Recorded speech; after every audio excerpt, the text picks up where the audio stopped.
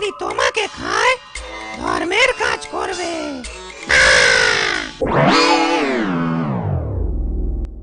বাহ বাহ বাহ বাহ বাহ, খুব বিচার করলে তো।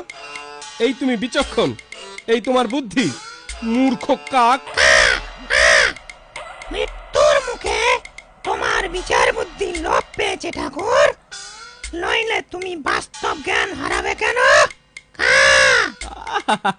কি তোমার বাস্তব শুনি? এই আমাকে দেখো, যেখানে যত নোংরা আবর্জনা থাকে তা আমি খেয়ে থাকি, এতে কি সমাজের উপকার করি না?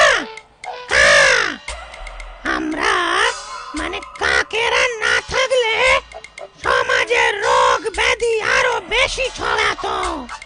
নোংরা আবর্জনা পরিষ্কার করে আমরা ঝাড়ুদারের কাজ করি। আর তোমরা আমাদের দেখলেই ঢিল ছোড়ো, বাড়ি থেকে তাড়িয়ে দাও। অলক্ষণে কাক বলে গাল মন্দ করো, তা তোমরা উপকারীকে সাজা দাও।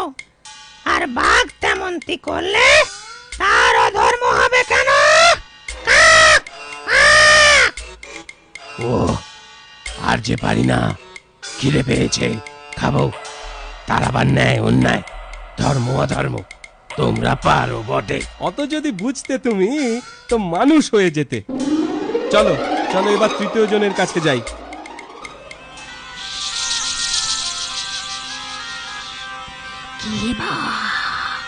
কে বামুন ঠাকুর,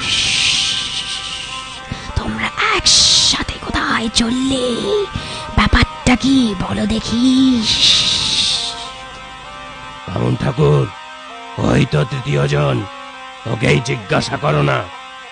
শোনো হে সাপ, তোমার বিচার বুদ্ধি দেখি। এই বাঘ আমায় খেতে চায়, অথচ আমি ওকে প্রাণে বাঁচিয়েছি।